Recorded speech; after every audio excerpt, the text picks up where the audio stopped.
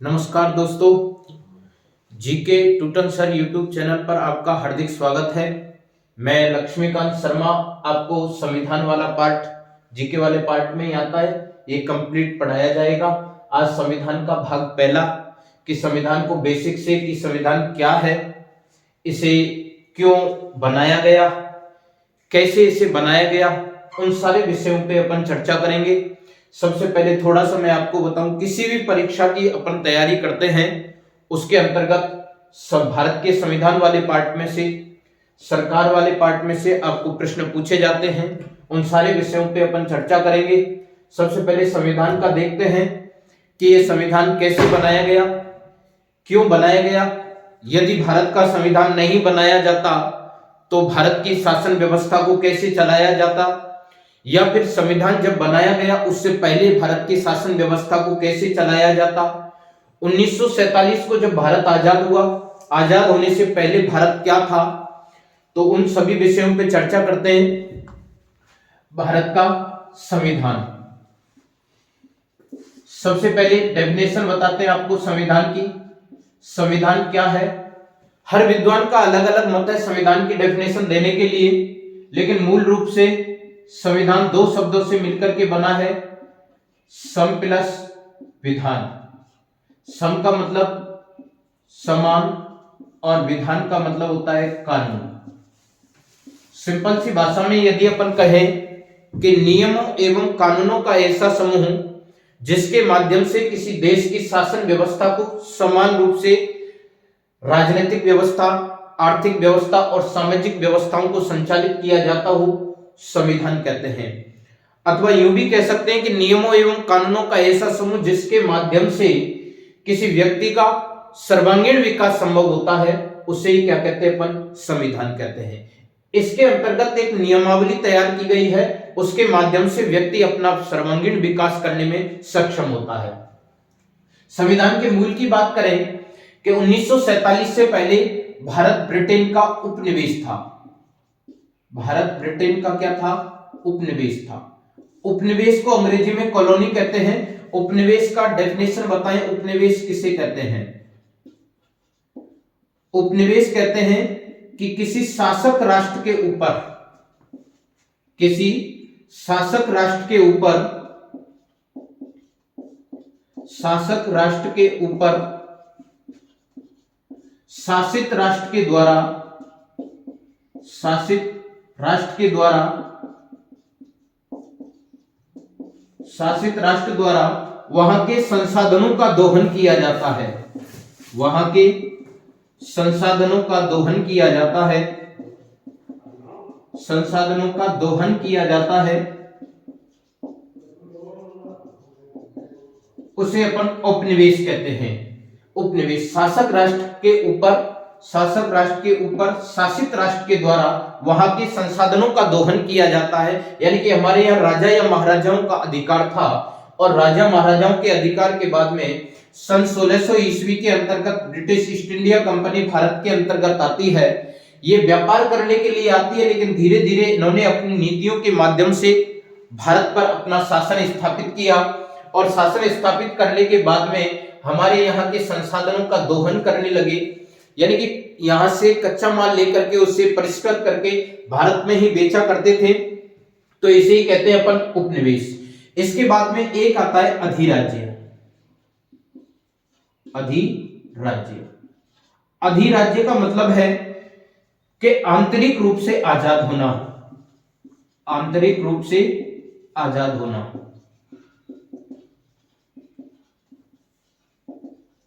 आंतरिक रूप से आजाद होना, यानी कि भारत 15 अगस्त 1947 को अधिराज्य घोषित किया गया। 15 अगस्त 1947 को अधिराज्य घोषित किया गया, अर्थात आंतरिक रूप से भारत आजाद हुआ। यानी कि कहने का मतलब सिंपल सी भाषा में कि भारत अपनी जो परिधि है या अपना जो क्षेत्रफल है उसी के अंतर्गत निर्णय लेने की जो स्वतंत्रता है, स्वायत्तता है, भारत को प्राप्त हुई। अंतरराष्ट्रीय स्तर पर स्वतंत्रता लेने की शक्ति भारत को प्राप्त नहीं हुई थी 15 अगस्त 1947 को। यह स्वतंत्रता जो प्राप्त होती है ये 26 जनवरी 1950 को प्राप्त होती है, जिस समय भारत का गणतंत्र या संविधान लागू किया गया, उस समय भारत को राष्ट्रीय स्तर पर और अंतरराष्ट्रीय स्तर पर स्वतंत्रता प्राप्त हुई निर्णय लेने की। अब बात करते हैं अपन कि संविधान कैसे बना, इसकी मांग कैसे की गई, क्या है इसकी कहानी, पूरा सिस्टम से देखते हैं अपन। संविधान की अगर सिस्टम से स्टार्टिंग से बात करें कि संविधान की सबसे पहले जो मांग की गई थी, सबसे पहले मांग बाल गंगाधर तिलक के द्वारा 1895 ईस्वी में 1895 ईस्वी के अंतर्गत बाल गंगाधर तिलक ने की। बाल गंगाधर तिलक के द्वारा, बाल गंगाधर तिलक के द्वारा इनका एक दल था स्वराज दल। इस स्वराज पार्टी के माध्यम से इन्होंने संविधान की मांग की, स्वराज की मांग की, और इन्होंने एक बाल गंगाधर तिलक के द्वारा एक वाक्य भी कहा गया कि स्वराज्य मेरा जन्मसिद्ध अधिकार है और मैं इसे लेकर के रहूंगा। ऐसी घोषणा बाल गंगाधर तिलक के द्वारा 1895 ईस्वी के अंतर्गत की गई। लेकिन इनकी जो मांग थी वो अंग्रेज सरकार के द्वारा या अंग्रेजी शासन के द्वारा स्वीकार नहीं की जाती है। स्वीकार न करने के पीछे एक रीजन था कि अंग्रेजों के पास में ऐसा कोई प्रेशर नहीं था कि वो हमारी मांग को स्वीकार करें, ऐसा कोई दबाव नहीं था। इसके बाद में 1895 के बाद में 1922 ईस्वी के अंतर्गत महात्मा गांधी के द्वारा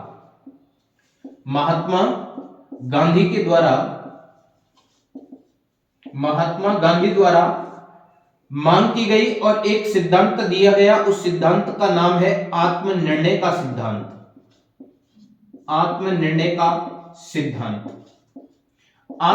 का सिद्धांत ये कहता है, महात्मा गांधी के द्वारा प्रतिपादित इसे किया गया और इसमें कहा गया, इसका अर्थ है कि भारत के प्रत्येक व्यक्ति को यह जानने का अधिकार होगा कि उसके ऊपर शासन कौन करेगा। यह सिद्धांत महात्मा गांधी के द्वारा दिया गया आत्मनिर्णय का सिद्धांत। लेकिन इस मांग को भी अंग्रेजों के द्वारा स्वीकार नहीं किया गया। इसके बाद में 1934 ईस्वी के अंतर्गत 1934 ईस्वी के अंतर्गत एम एन रॉय के द्वारा संविधान की मांग की गई, लेकिन इस मांग को भी अंग्रेजों ने स्वीकार नहीं किया। इसके बाद में अंग्रेजों के साथ में एक युद्ध होता है, द्वितीय विश्व युद्ध। द्वितीय विश्व युद्ध होता है, द्वितीय विश्व युद्ध चलता है लगभग 1939 से लेकर के 1945 ईस्वी के अंतर्गत। इसके अंतर्गत ये युद्ध मित्र राष्ट्र और धुरी राष्ट्रों के मध्य में होता है। मित्र राष्ट्र और धुरी राष्ट्रों के मध्य में होता है। मित्र राष्ट्र वर्सेस धुरी राष्ट्र, इनके मध्य में ये युद्ध होता है। मित्र राष्ट्रों की श्रेणी में यदि देखें तो अमेरिका, ब्रिटेन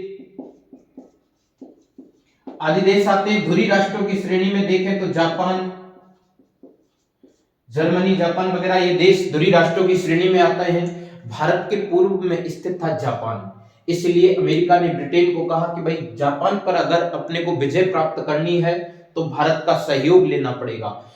अंग्रेजों ने भारत के नेताओं से बात की तो भारत के नेताओं ने कहा कि हम आपका युद्ध में सहयोग नहीं कर सकते। यदि आपको भारत के द्वारा युद्ध में सहयोग लेना है तो सबसे पहले हमारी जो मांग है संविधान बनाने की, इस मांग को स्वीकार करना पड़ेगा। इसके बाद में अंग्रेजों ने कहा कि आपकी युद्ध जीतने के बाद में सारी मांगों को स्वीकार कर लिया जाएगा। अंग्रेजों ने इसी के मध्यस्थ में एक क्रिप्स मिशन भेजा 1942 ईस्वी को। क्रिप्स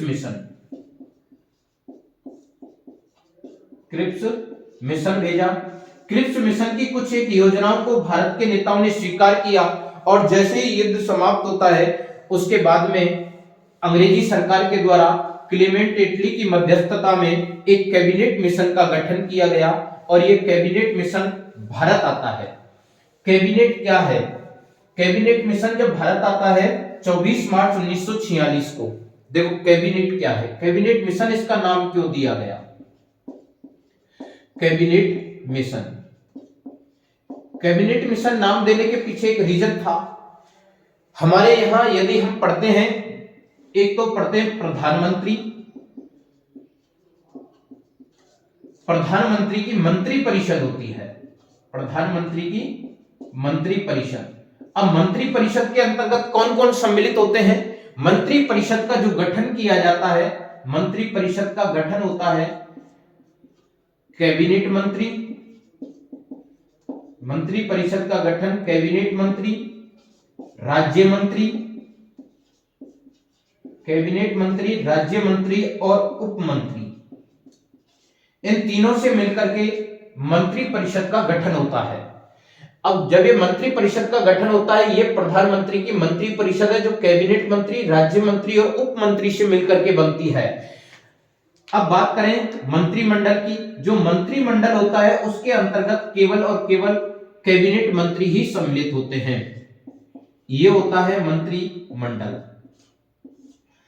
कैबिनेट मंत्री जिसके अंतर्गत सम्मिलित होते हैं उसे ही कहते हैं मंत्रिमंडल, या मंत्रिमंडल जहां सम्मिलित होते हैं उसे कहते हैं कैबिनेट मंत्री। मंत्री परिषद का गठन कैबिनेट मंत्री, राज्य मंत्री और उप मंत्री तीनों से मिलकर होता है, लेकिन मंत्रिमंडल के अंतर्गत केवल और केवल कैबिनेट मंत्री ही सम्मिलित होते हैं। अब बात करें इस कैबिनेट मिशन की, क्लेमेंट इटली की मध्यस्थता में इस कैबिनेट का गठन किया गया, यानी कि ये वहां के मंत्रिमंडल के सदस्य थे। 3 सदस्य थे, पैथिक लॉरेंस, स्टेफर्ड क्रिप्स और एबी अलेक्जेंडर। कैबिनेट मिशन 24 मार्च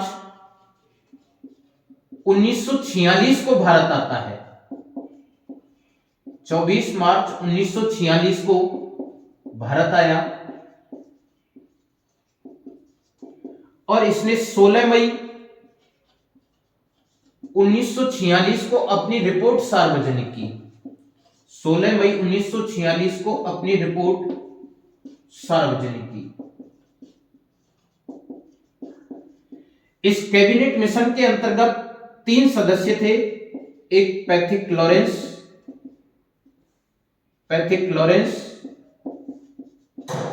स्टेफर्ड क्रिप्स और एबी अलेक्जेंडर।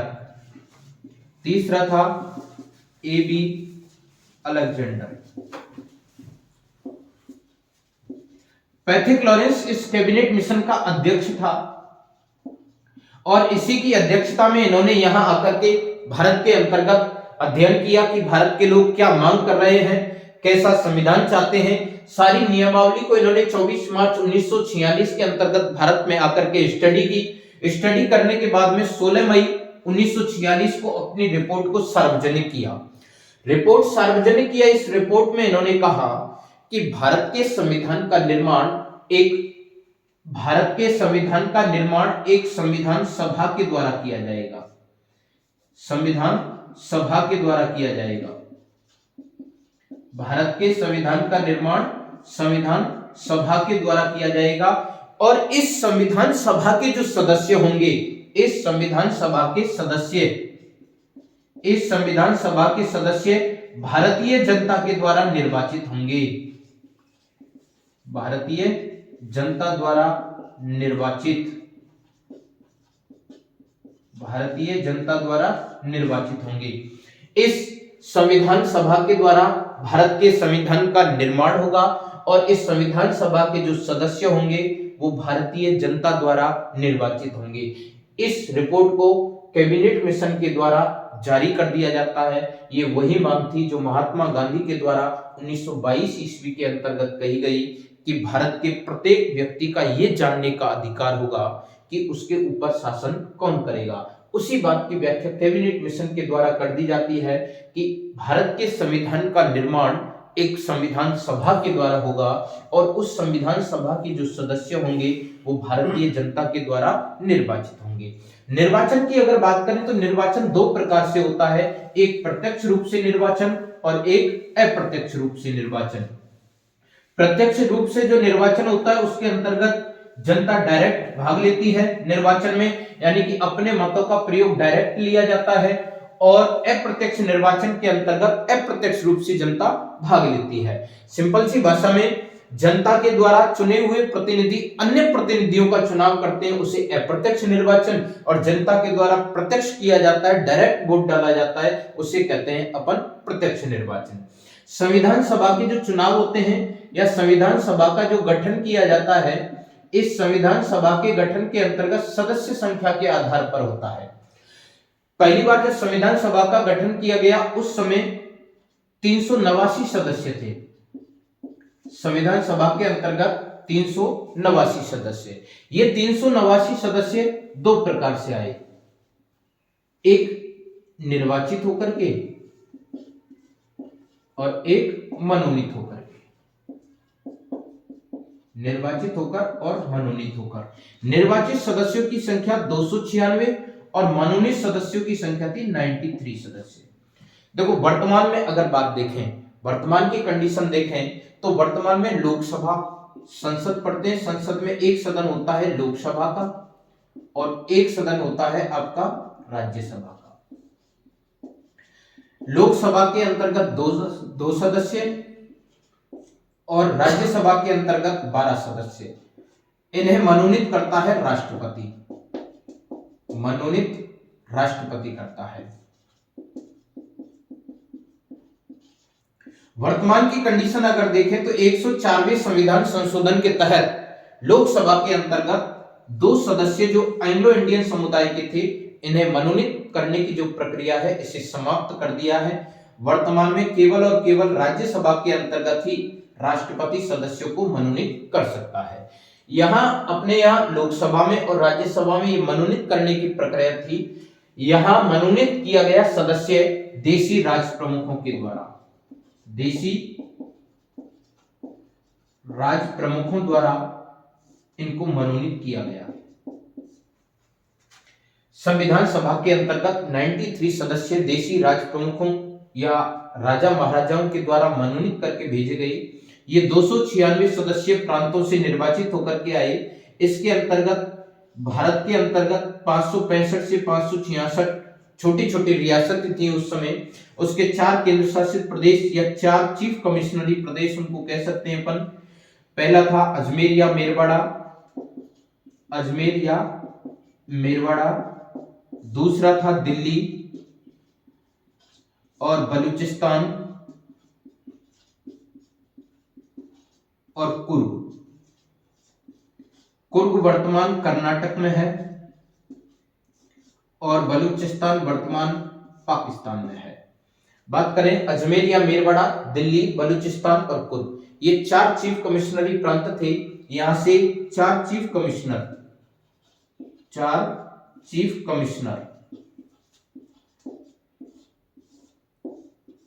ये संविधान सभा के अंतर्गत आते हैं।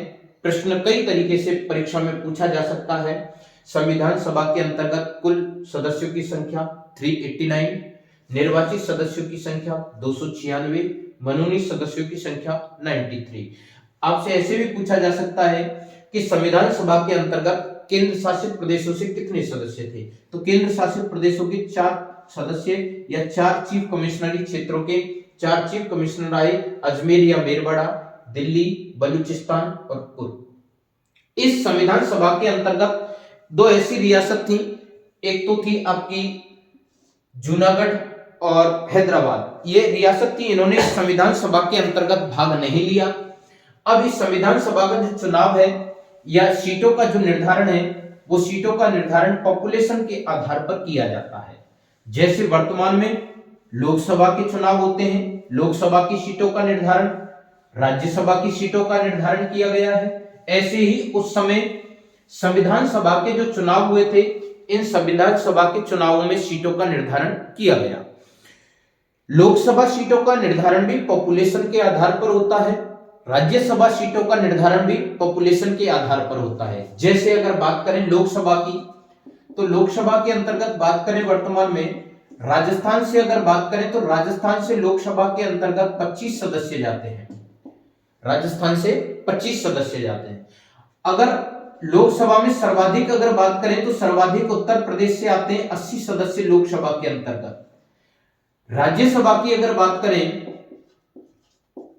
तो राज्यसभा के अंतर्गत राजस्थान से जो सदस्य जाते हैं वो जाते हैं 10 सदस्य और सर्वाधिक उत्तर प्रदेश से जाते हैं 31 सदस्य जाते हैं। ऐसे ही संविधान सभा के अंतर्गत सीटों का निर्धारण पॉपुलेशन के आधार पर था। उत्तर प्रदेश की पॉपुलेशन भारत के जितने भी स्टेट हैं उन सबसे सर्वाधिक मानी जाती है, और यहां भी उत्तर प्रदेश की पॉपुलेशन ज्यादा है, इसीलिए सीटें भी ज्यादा है। ऐसे ही संविधान सभा की जो सीटों का निर्धारण किया गया ये पॉपुलेशन के आधार पर किया गया, और यहां 10 लाख पर संविधान सभा के अंतर्गत 10 लाख पर एक सीट का निर्धारण किया गया। 10 लाख पर एक सीट का निर्धारण। जैसे वर्तमान में कितनी पॉपुलेशन पर कितनी लोकसभा सीटों का निर्धारण किया जाएगा, यह काम करता है भारत का परिसीमन आयोग। परिसीमन आयोग के द्वारा सीटों का निर्धारण किया जाता है। ये सीटों का निर्धारण जनगणना के आधार पर किया जाता है। जनगणना हर 10 वर्ष में होती है और उसी के आधार पर इनका आकलन किया जाता है। वर्तमान में 1971 की जनगणना को आधार माना जाता है। 1971 की जनगणना को आधार मान करके ही लोकसभा और राज्यसभा विधानसभा क्षेत्रों का परिसीमन किया गया है। यह सन 2026 तक रहेगा, 2026 तक रहेगा। 10 लाख पर एक सीट का निर्धारण संविधान सभा के अंतर्गत किया गया। दूसरी बात करें कि संविधान सभा के चुनाव में कितने समुदायों ने हिस्सा लिया। समुदायों की अगर बात करें, 3 समुदायों ने संविधान सभा के चुनावों में भाग लिया। 3 समुदाय, और 3 समुदाय कौन कौन से थे? एक मुस्लिम,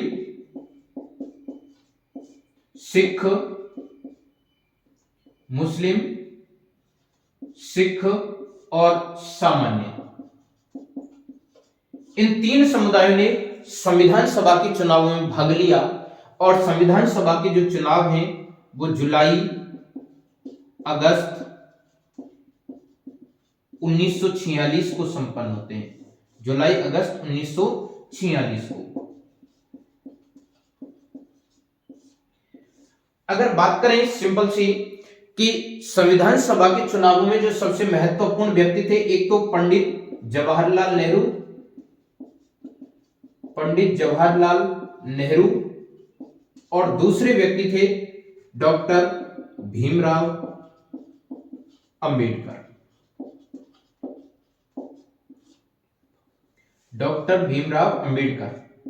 बात करें अपन, पंडित जवाहरलाल नेहरू उत्तर प्रदेश से चुनाव जीतते हैं। भीमराव अंबेडकर की बात करें, भीमराव अंबेडकर चुनाव लड़ते हैं पहले मुंबई से, लेकिन ये चुनाव हार जाते हैं। हारने के बाद में ये मुस्लिम लीग के सहयोग से बंगाल से चुनाव लड़ते हैं, और बंगाल में एक जगह थी जिसका नाम था जैसुर कुल्ला। इस जगह से ये चुनाव लड़ते हैं और जीत जाते हैं। लेकिन 3 जून 1947 को जैसे ही भारत और पाकिस्तान का विभाजन होता है, ये जगह पूर्वी पाकिस्तान यानी कि उसमें चला जाता है और ये सीट वापस खाली हो जाती है। इसलिए डॉक्टर भीमराव अंबेडकर को वापस, डिटेल में अपन पढ़ेंगे, वापस मुंबई से लाया जाता है। केवल संविधान की वजह से लाया जाता है कि ये संविधान के बड़े नियमों और कानूनों के विशेष ज्ञाता माने जाते हैं, इसलिए इनको वापस मुंबई से जगह खाली करवाई गई और वहां से संविधान सभा के अंतर्गत लाया गया। ये डिटेल में जब अपन संविधान निर्माण की कहानी पढ़ेंगे अभी कुछ देर बाद में ही, तो उसके अंतर्गत डॉक्टर भीमराव अंबेडकर के बारे में पूरा डिटेल में चर्चा करेंगे। जुलाई अगस्त 1946 को संविधान सभा के चुनाव संपन्न होते हैं। 3 समुदाय भाग लेते हैं, मुस्लिम, सिख और सामान्य। 10 लाख पर एक सीट का निर्धारण किया जाता है। पंडित जवाहरलाल नेहरू उत्तर प्रदेश से चुनाव जीतते हैं और डॉक्टर भीमराव अंबेडकर वर्तमान में कहां से आए। अगर प्रश्न हमसे पूछ लिया जाए कि भीमराव अंबेडकर संविधान सभा में कहां से आए, तो मुंबई से आए थे। अगर बात करें कि डॉक्टर भीमराव अंबेडकर चुनाव कहां से जीते, तो चुनाव जीतते हैं ये पश्चिम बंगाल के अंतर्गत जैसुर कुल्ला नामक प्रांत से ये चुनाव जीतते हैं, लेकिन वो प्रांत वापस पाकिस्तान में चला जाता है, इसलिए वो सीट खाली हो जाती है। कुछ विशेष बातें छोटी छोटी आती हैं, हम उन पे ध्यान नहीं देते, लेकिन परीक्षा के अंतर्गत जब प्रश्न पूछ लिए जाते हैं तो बड़ा असमंजस की स्थिति अपने सामने आ जाती है। उन पे विचार करें कि संविधान का विचार देने वाला पहला व्यक्ति, संविधान का विचार देने वाला पहला व्यक्ति, संविधान का जो पहला विचार देने वाला व्यक्ति है वो है आपका सर हेनरी मैन, ये ब्रिटेन के रहने वाले थे। और आपको ये भी पता होगा ब्रिटेन के संविधान को संविधानों का जनक कहते हैं। कुछ लोग कहते हैं कि ब्रिटेन का जो संविधान है अलिखित संविधान है, लेकिन वास्तविकता में ऐसा नहीं है। मानते हैं ग्रेजुएशन की सेकंड ईयर की पुस्तक के अंतर्गत ब्रिटेन के संविधान के बारे में स्पष्ट रूप से व्याख्या की गई है। उसमें यह कहा गया है कि ब्रिटेन का संविधान लिखित होने के बावजूद भी अलिखित माना जाता है। इसके पीछे रीजन क्या है? रीजन यह है कि जिस प्रकार से भारत के संविधान का निर्माण किया गया है, इस प्रकार से ब्रिटेन के संविधान का निर्माण नहीं किया गया। यानी कि सिस्टम से संविधान लिखा हुआ ब्रिटेन का नहीं है। भारत का संविधान सिस्टम से लिखा हुआ है कि भारत के संविधान का पहला भाग संघ राज्य क्षेत्र से संबंधित, दूसरा भाग नागरिकता से संबंधित, तीसरा भाग मौलिक अधिकारों से संबंधित। ऐसा इसके अंतर्गत नहीं है। यह परंपराओं पर आधारित संविधान माना जाता है। ब्रिटेन का संविधान परंपराओं पर आधारित संविधान माना जाता है। अब जब ये परंपराओं पर आधारित माना जाता है तो इसे अपन अलिखित की श्रेणी में मानते हैं कि इसमें संशोधन करने की प्रक्रिया भी सरल है। जैसे महसूस हुआ कि हमें संशोधन करना है, आसानी से संशोधन हो सकता है। लेकिन भारत के अंतर्गत संशोधन प्रणाली अलग है, उस पर भी विचार करेंगे अपन। तो संविधान का विचार देने वाला जो पहला व्यक्ति है वो सर हेनरी मैन, ब्रिटेन का रहने वाला है। ब्रिटेन के संविधान को अलिखित श्रेणी में माना जाता है। ये ब्रिटेन का संविधान किस पर आधारित है? परंपराओं पर आधारित संविधान, परंपराओं पर आधारित संविधान माना जाता है। दूसरी बात करें, भारत के अंतर्गत बात करें कि भारत के अंतर्गत सबसे पहले संविधान की मांग किसके द्वारा की गई? भारत के अंतर्गत सबसे पहले मांग 1895 में बाल गंगाधर तिलक के द्वारा की गई। बाल गंगाधर तिलक के द्वारा। बाल गंगाधर तिलक ने कहा था कि स्वराज मेरा जन्मसिद्ध अधिकार है और मैं इसे लेकर के रहूंगा। ऐसी मांग इनके द्वारा सबसे पहले संविधान की गई। इसके बाद में 1922 ईस्वी के अंतर्गत महात्मा गांधी के द्वारा की गई। महात्मा गांधी के द्वारा की गई। 1934 ईस्वी के अंतर्गत एम.एन. रॉय के द्वारा की गई, मानवेंद्र नाथ राय के द्वारा संविधान की मांग की गई। लेकिन इन सभी की मांग को अस्वीकार करने के बाद में जब द्वितीय विश्व युद्ध होता है तो उसके दरमियान अगस्त प्रस्ताव के माध्यम से, अगस्त प्रस्ताव 8 अगस्त 1940 ईस्वी के माध्यम से संविधान की मांग को अंग्रेजों के द्वारा स्वीकार कर लिया जाता है। यदि हमसे प्रश्न पूछा जाए कि भारत के संविधान की मांग को अंग्रेजों के द्वारा किस प्रस्ताव के माध्यम से स्वीकार किया गया, तो यह था आपका अगस्त प्रस्ताव।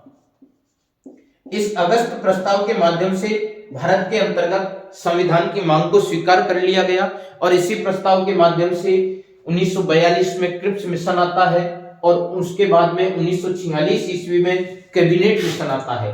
भारत का जो संविधान है इसका निर्माण किसकी योजनाओं के आधार पर किया गया?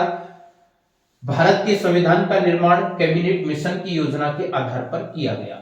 प्रश्न 2 है, एक तो संविधान का निर्माण किसकी योजना के आधार पर और दूसरा भारत के संविधान का निर्माण किसके द्वारा किया गया? भारत के संविधान का निर्माण किया गया संविधान सभा के द्वारा और कैबिनेट मिशन की योजना के आधार पर भारत के संविधान का निर्माण होता है। दूसरी बात करें, भारत का संविधान बनाया क्यों गया?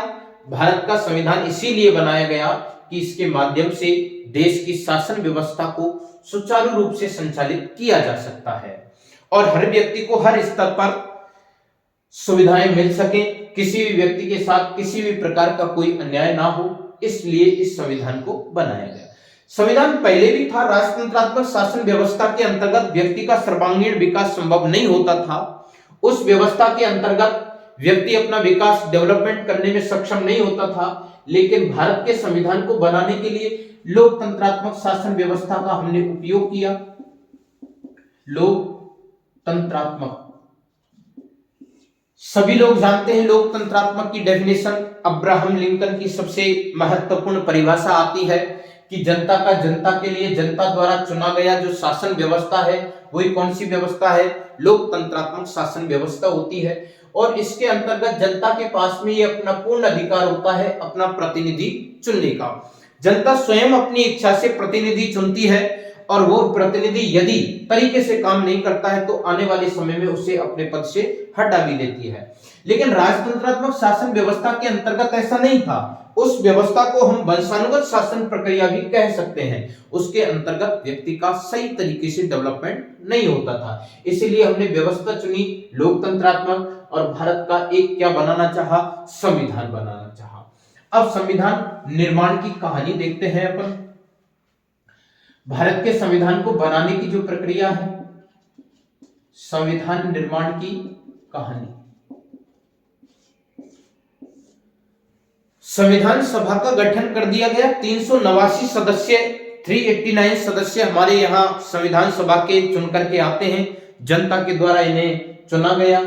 अब इनके लिए काम दिया गया कि भारत के संविधान का निर्माण करने का। अब निर्माण कैसे करेंगे, तो देखो सबसे पहले इस संविधान सभा के जो सदस्य हैं 9 दिसंबर 1946 9 दिसंबर 1946 ईस्वी के अंतर्गत संविधान सभा की पहली बैठक होती है। इस पहली बैठक के अंतर्गत मुस्लिम लीग ने इस पहली बैठक का बहिष्कार किया, इसलिए मुस्लिम लीग के लोग इस बैठक के अंतर्गत उपस्थित नहीं होते हैं। संविधान सभा की पहली बैठक के अंतर्गत अध्यक्ष बनाया गया डॉक्टर सच्चिदानंद सिन्हा। डॉक्टर सच्चिदानंद सिन्हा को बनाया गया संविधान सभा का पहला अध्यक्ष। प्रश्न कई तरीके से पूछा जा सकता है। संविधान सभा का पहला अध्यक्ष डॉक्टर सच्चिदानंद सिन्हा को बनाया गया। संविधान सभा का अस्थायी अध्यक्ष किसे बनाया गया, सच्चिदानंद सिन्हा को बनाया गया।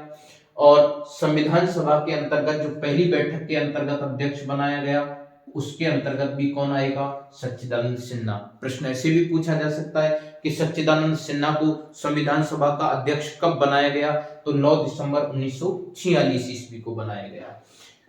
दूसरे वाले पार्ट के अंतर्गत संविधान सभा के निर्माण की जो कहानी है उसका डिटेल में अपन चर्चा करेंगे। तो धन्यवाद आप सभी लोगों के लिए।